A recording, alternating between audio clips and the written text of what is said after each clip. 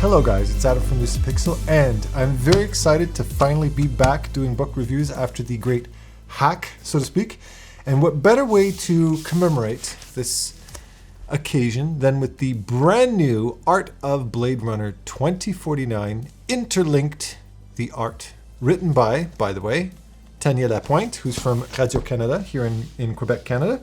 And directed, the film itself being directed by Denis Villeneuve as well. So I don't want to waste any time. I just want to crack this beautiful thing open. And one of the first things we're going to notice right out of the gate is the heavy use of photo bashing in this. Photo bashing is a bad word. It tends to give off the impression that it's sloppy, shortcutted work, when that is far from the case in this particular film. If you look at my reviews for books such as Game of Thrones, which you can check out right here, there's a lot of photo bashing. There's also Assassin's Creed, Odyssey that I did a review of, where they use a lot of photo bashing. You'll notice the trend that it's used far more often in the case where they're doing things that are realism, where they're more real, based off of realism, where they have more human type of characters, and in projects where there's a huge volume of work that needs to be done. And in this particular case, it's one of the main focuses, one of Denis' main focuses was capturing mood, which this film is dripping with. It's dripping with mood and ambiance and atmosphere. One of the things Denis had mentioned was how everything has to have this pollution, has to have the sense of smog, has to have this dystopian, quote, post-global warming look to it, which is very much what marks the time and the feeling of this particular project, of this particular film. And one of the main challenges that they had was taking the artistic design and cues from the original Blade Runner and transitioning this into a modern audience, respecting the old designs, but bringing this into a modern context. And my God, did they do a beautiful job. It is an absolute masterpiece of a film, isn't it? And one of the things that I love about this particular scene, if you watch any documentaries on it, Ryan Gosling, the character who plays Kay, written with a K, like my sister, I call her J for Jessica, but in my head it's written with a J. Not important, but it just reminds me of my sister. One of the things that I thought was particularly cool, one of the things that connected Ryan Gosling to his character was snow. Ryan Gosling being Canadian, high five, homeboy, was the fact that it was snowing. So that immediately gave him the sense of familiarity with the environment. And I can relate to that, being from Montreal, right? So it's use of snow and atmosphere everywhere to create this cold environment, but also to create a lot of movement. Very reminiscent of Akira Kurosawa, who always has movement in a scene. A little side note, I've already pre-ordered my Art of Ghost of Tsushima, which I'm actually started playing as well. Gorgeous game, but just a little teaser for things to come. When we get onto this page, I have to laugh because it's a futuristic interpretation of what a flying car would look like, the spinners. And it makes me think of a quote by Neil deGrasse Tyson, who I binge watch. I'm a Star Talk aficionado. I'm a total fanboy. And in it, one of the things he mentions is he always found it was curious that people are always trying to come up with their own artistic interpretations of what a flying car would look like in the future. And he goes, we've already invented flying cars. They're called helicopters. Right? It's just that when we interpret it as being jets and, and a gravity propelled, when in fact, no, we have them. They're just using propellers. Now, when we get to the actual designs of the spinners more specifically, a lot of these vehicles and these original designs were by the great Sid Mead, one of the most iconic sci-fi designers of all time. And one of the challenges that the artists had was to both respect Sid Mead's designs, but translate these into a modern day context. So what they had to do was take the original design, but adapt it to a post-global warming environment, which is much harsher. So they armored it up and made it a lot more girthy to give it a little bit more presence and show that it could withstand the elements while still respecting the original designs. And boy, did they do a gorgeous job with this. I mean, this authentically looks like we're looking at Sid Mead designs as far as that goes. Gorgeous work. If you check out my book review for Big Hero 6, you can check it out right here. One of the things that I mentioned that we as designers or illustrators or concept artists tend to take for granted is the everyday, the mundane, the unremarkable. When we're thinking about designs, we very often tend to think about the epic, cool, futuristic, armor and vehicles and stuff like that. But if you think about real day context, today's context, the majority of what you see in your day-to-day life is unremarkable. The gray Passats and Hondas and stuff like that you'll see parked around the car, the beige cars, the gray cars, the black cars, stuff that doesn't really stand out. Only once in a while will you see a cool hot rod drive down the street. But most of the time it's usually the normal stuff. Well, that unlocks a lot of design potential for you to not always think of the elitist vehicles, but to think about, or any kind of structures for that matter, any kind of designs, think about the everyday stuff. The seafood delivery car, where it's kind of shaped like a bit of a lobster over here, and it's got little scratches and nicks on it to give it that authenticity. Or maybe a cab or an everyday car you might see driving down the street, right? And when we get into Love's car, LUV, she's an elitist. She's a power figure. She's richer. She's wealthier. So they actually designed it based off of the 1965 Lincoln Continental. For anybody who was around back in the 1970s and 80s and 90s and stuff like that, it's a boat. When it comes to the gun designs, I'm not a gun expert by any stretch, but if you look at the making of, they went through great efforts to redesign the blaster bolt by bolt, quality materials to it. So as Ryan's walking around holding this blaster in his hand, he can feel the weight of it. It feels like a real gun in his hand. So you can feel the cold metal and the quality craftsmanship behind it. Some more beautiful designs here as well.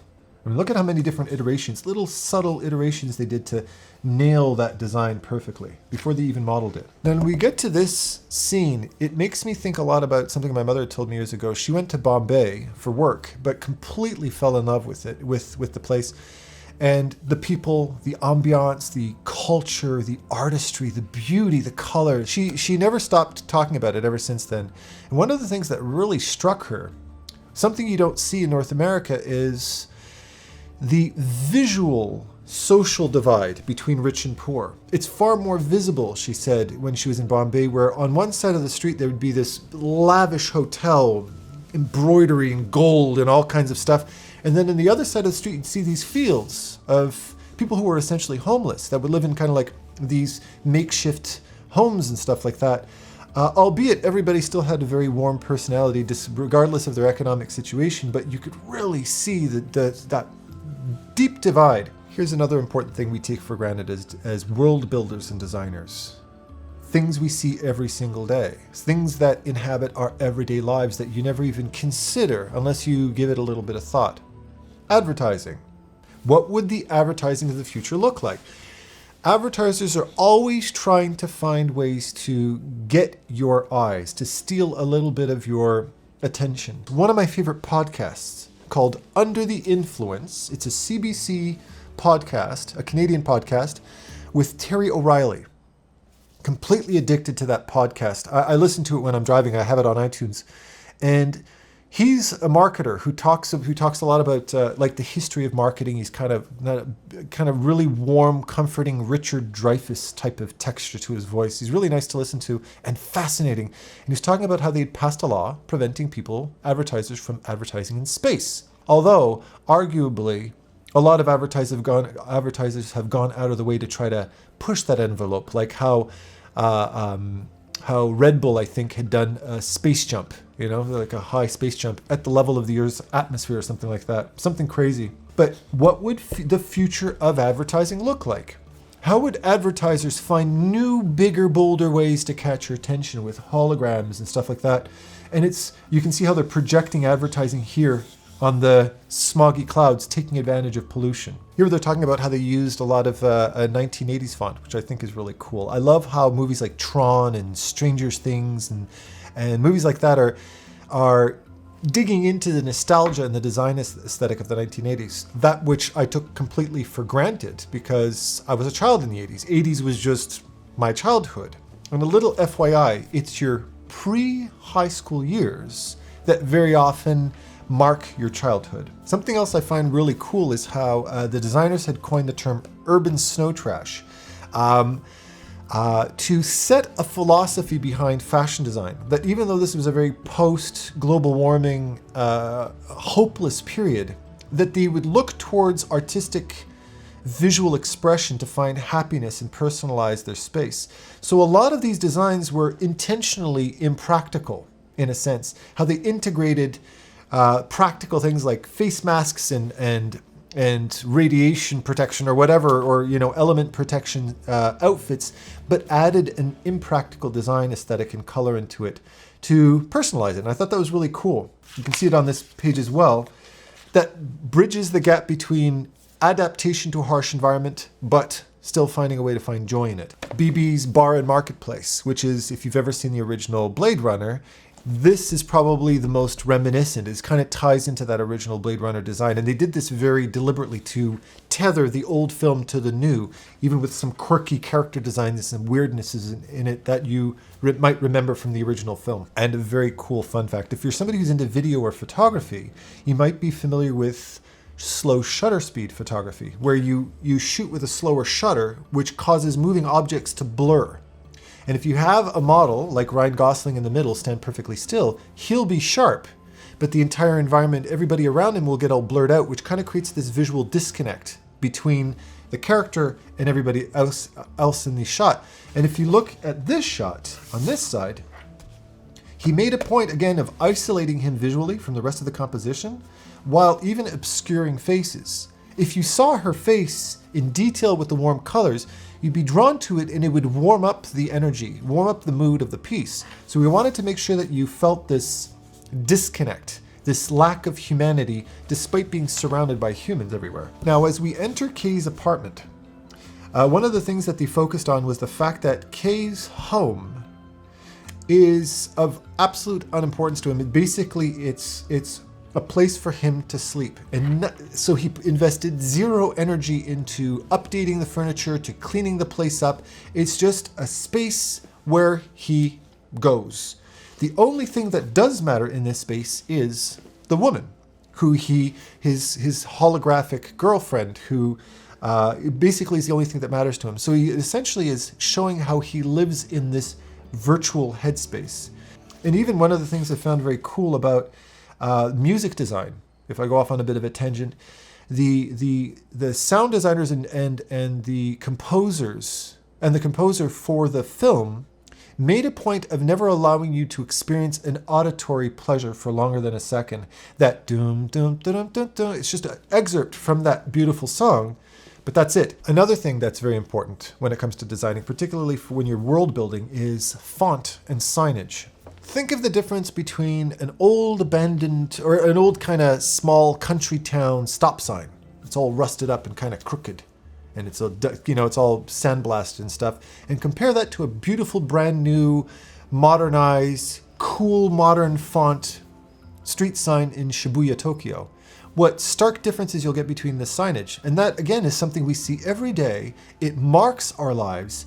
It can very often define the environment that we're in and the time that we're in, yet it's something we take for granted as designers. Logo design. You can check out my logo when I had my logo reveal. I worked with a very talented artist who, if it wasn't for his creativity and his incredible ambition to come up with, to push the design further and further, my LucidPIXUL logo never would have changed. It still would have been the old boring old thing that I designed years ago. And it made me truly respect the subtlety of design. How, as they're exploring the logo and the design aesthetic for the Wallace Corporation, how little subtleties and curves, angles, proportions, and things like that really helped to flesh out the message, the kind of the mission statement, the visual mission statement of this company, what it represents visually. I'm going to end on this beautiful, smoggy, moody illustration over here, but I want to take a moment to share a personal thought and something, this film and the artistry and the design that went behind it, and everything that went into the acting and the mood and the atmosphere and the visuals of this film is not only an artistic masterpiece, but it's an important piece of art because it demonstrates the power of the artist. In the sense that there are so many people on this planet, so many of us that care deeply about where this world is going in terms of global warming and the economy and how we're treating animals and ethics in general. Of course, there's jerk politicians and greedy people out there and bureaucrats that, don't care. But I'm speaking about the majority of society.